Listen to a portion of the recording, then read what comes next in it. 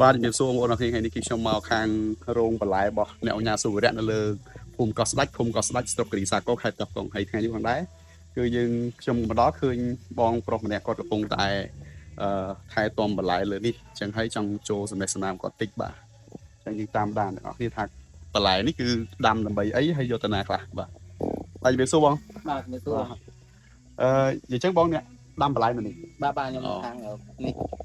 ខាង testing ឲ្យtesting លេខសាខាដៃគូសាខាក្រុមហ៊ុនយ៉ាម៉ាតូក្រីនចាំមែនថាអ្នកអង្គញាគាត់សហការជាមួយនឹងខាងក្រុមហ៊ុនជប៉ុនបាទក្រុមហ៊ុនជប៉ុនបាទបងនេះពាក់ព័ន្ធនឹងបន្លែស្ពៃនេះយើងដាំនេះយើងដាំសម្រាប់គ្រប់គ្រងនៅលើកោះនេះឬក៏គ្រប់គ្រងក្នុង resort របស់អ្នកអង្គញាតគ្រប់គ្រងទៅលើកោះហ្នឹងហើយនឹង resort ផ្សេងទៀតបាទហើយនេះយើងចាប់ដើមធ្វើប្រហែលថ្ងៃប្រហែលខែហើយបងទៅនិយាយរួមទៅពីតោតខុសថ្ងៃគ្នាទាំងអស់បងបាទអានេះតាំងពីថ្ងៃ1មកអានេះថ្ងៃ11បាទចូលថ្ងៃ16 17ហើយអានោះមកថ្ងៃ21បាទអានេះប្រហែលថ្ងៃហើយគេបងស្បៃនិយាយរួមមួយខែបងមួយខែបាទមួយខែពេញមួយខែទៅបានប៉ុណ្ណឹងបាទមួយខែបានប៉ុណ្ណឹងព្រោះវាទៅធ្វើតេស្តលើកដំបូងបាទ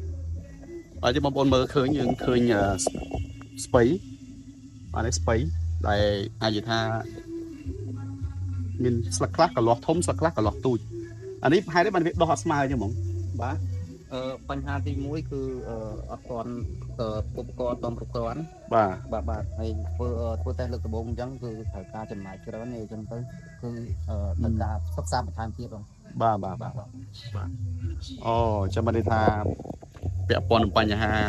បច្ចេកទេសហើយនិងឧបករណ៍សម្ភារៈការប្រើប្រាស់ទៅលើបច្ចេកទេសនៃការថែទាំនិងការថែទាំបន្លែនិងដាំនឹងអត់ទាន់គ្រប់គ្រាន់បងប្អូនហើយ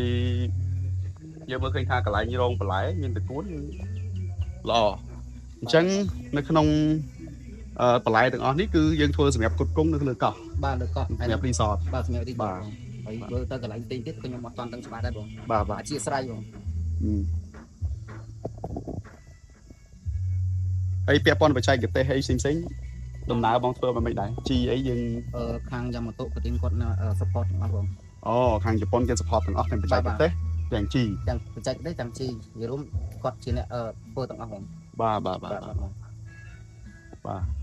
នេះហើយបងប្អូនគឺជាកន្លែងរបស់លោកអ្នកសុវរៈបាទដែលគាត់ខំប្រឹងប្រែងរៀបចំសហការជាមួយបច្ចេកទេសជប៉ុនដើម្បីដាំដំណាំវិលជុំនេះនៅក្នុងភូមិកោះស្ដាច់ស្រុកគិរីសាគរខេត្តកោះកុងដើម្បីផ្គត់ផ្គង់នៅក្នុង resort លើកោះស្ដាច់របស់គាត់ហើយក៏អាចនិយាយថាយកទៅផ្គត់ផ្គង់ទៅតាមតំបន់ផ្សេងទៀតដែលជា resort របស់ក្រុមហ៊ុនលោកញ៉ាសុវរៈផ្ទាល់តែម្ដងអញ្ចឹងថ្ងៃនេះផងដែរខ្ញុំបានចុះមកមើលសិក្សាស្វែងយល់បន្ថែមបាទនេះលើថាជាការ testing ទេមែនទេបងបាទ testing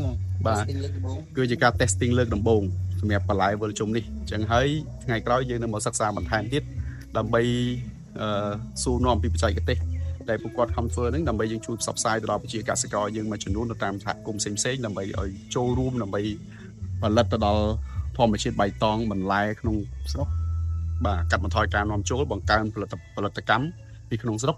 ដើម្បីនាំចេញទៅក្រៅប្រទេសវិញបាទអញ្ចឹងថ្ងៃនេះខ្ញុំវិជីមតំណាងឲ្យសមាគមយុវជនធ្វើបានបាទជាសមាជិកយុវជនធ្វើបានគឺចុះមកស្រង់យកទស្សនវិជ្ជាបាទប៉ុណ្ណេះចែកជូនបងប្អូនទាំងអស់គ្នាបាទអរគុណបងអរគុណច្រើនបាទ